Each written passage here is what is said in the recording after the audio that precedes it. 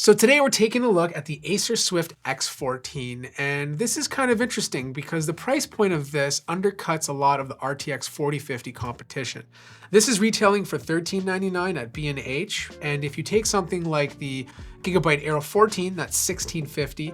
If you take something like the Galaxy Book 3 Ultra, that's over $2,000, and same with something like the MacBook Pro 14. Now obviously there have been corners cut with this guy, but you also get some pretty cool features. Now I'll be honest with you, this is not the most attractive laptop. It's very basic looking. There's nothing going on. It's your typical slab.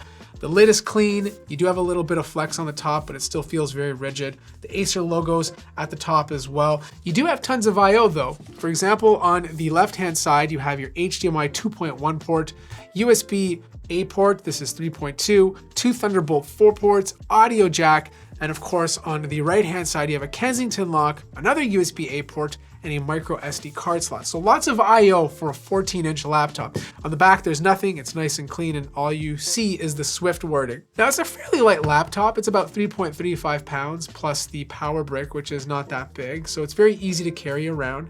And just like most laptops these days, you can easily open it up with one hand.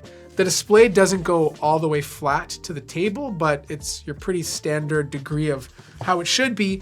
And you know, it's a little wobbly when you open it up, but really nothing to complain about. The keyboard experience is okay. It's more of a mushy keyboard, but it's fine. Like, you're not gonna have troubles typing with it. But you know, I wish there was a little bit more actuation to the actual click.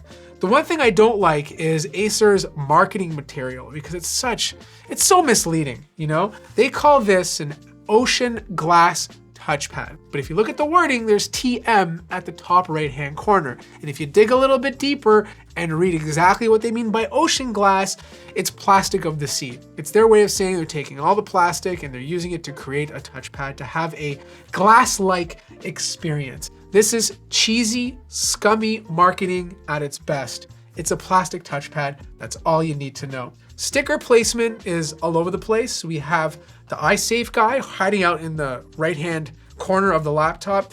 Intel and NVIDIA are really separated. This is like my prom from high school where the girls on one side and boys on the other. And then you have a big Swift X14 sticker on the bottom right-hand corner. Now you don't have facial recognition to log you in. You have to use your fingerprint, which is obviously being done by the fingerprint scanner that's embedded into the power button. That works great. And there's no numpad, which is totally fine on a 14-inch notebook. But one of the stars of the show is this display. It's a 2.8K OLED display and it's 120 Hertz. The Gigabyte Aero 14 has OLED options, but it's only 60 Hertz. The Galaxy Book has the same option as well, but you're paying a lot more. So the fact that they crammed this display for $1399 is pretty impressive. It's a beautiful display with fantastic color gamut. The brightness is very respectable and the color accuracy is fantastic.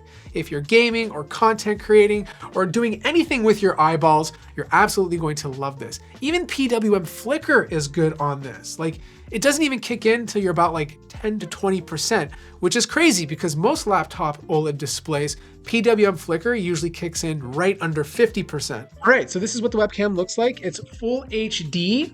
And I think it looks good based on what I'm seeing on the screen, but you guys let me know. And more importantly, let me know how the microphones sound. Now, don't be fooled, this grill at the top are not for speakers. It allows air in to help keep the laptop cool. It just passes through the top and then air circulated out through the bottom. But you do have speakers, they're on the bottom front. And in typical Acer fashion, they don't sound that great. Like, look, they get loud. There's just no bass, there's no mid-range, it's all treble. And the default DTS sound settings they usually have, which is under music, just doesn't sound good. The best audio settings is actually going to custom audio. And what I would do is I would turn on bass boost, but lower the setting a little bit and then put on volume smoothing. That was the best sound experience I got out of these speakers. Now, my unit has an i7-13700H CPU paired with 16 gigabytes of DDR5 RAM, an RTX 4050, a 14-inch 2.8K OLED display, and a 1 terabyte NVMe SSD. When it comes to actual performance, it does fall short compared to the other competitors I mentioned earlier in this video. It performs very well in synthetic benchmarks, regardless of its single core or multi-core speeds.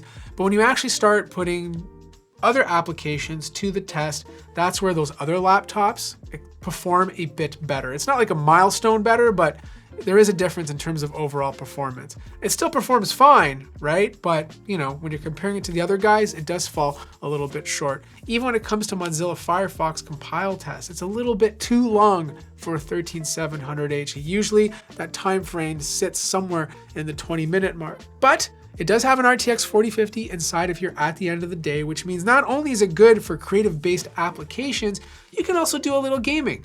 Obviously, you're not crushing all the latest titles at max settings. Most of the time, you're going to be dropping the resolution from 2.8K to something like 1920 by 1200.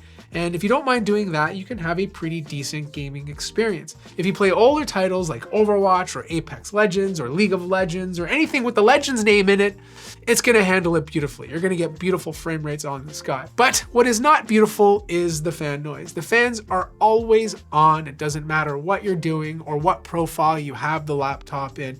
You're going to hear them all day. Now granted, it's not super loud unless you're doing something demanding, but the fans will be on and it is audible. Usually the fans are hovering above 40 decibels.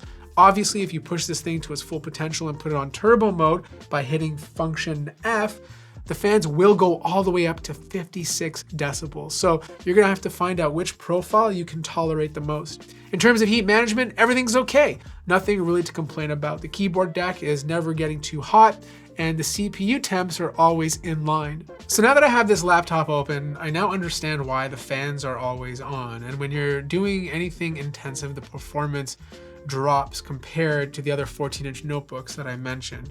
It's because there's only one fan. You know, they went with one fan, which means you're putting all this pressure on one guy. You need two fans when you're talking about an H-series processor, an RTX 4050. That means you got more copper going this way, and then the heat can distribute evenly. It just allows for a more efficient laptop. It'll also allow the laptop to perform better when it's under load, and the fans wouldn't go on as often because you just have more places to go.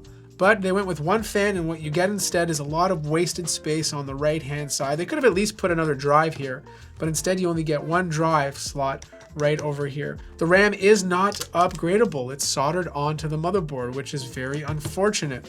But you do have a 76 watt-hour battery, which got me around 7 hours and 4 minutes before needing to charge. So here's the thing, I really like the price of this laptop compared to the competition, but they just cut the wrong corners. Fine, plastic touchpad, I'll live. But like, you could have made the cooling better on this, and it would have allowed for higher sustained performance overall. And I feel like that would have just completely crushed the other RTX 4050 competition since they're located at a higher price point. Now, I don't think this is a bad laptop. I still think it's a great product. It's just, I just wished, they made better decisions on what they choose to take out and what they decided to keep in. But for $13.99, it's still not a bad deal considering you get a really beautiful high refresh OLED display and a dedicated GPU. Let me know what you guys think in the comment section down below. Like the video if you liked it, subscribe if you haven't already, and I'll see you guys in the next one.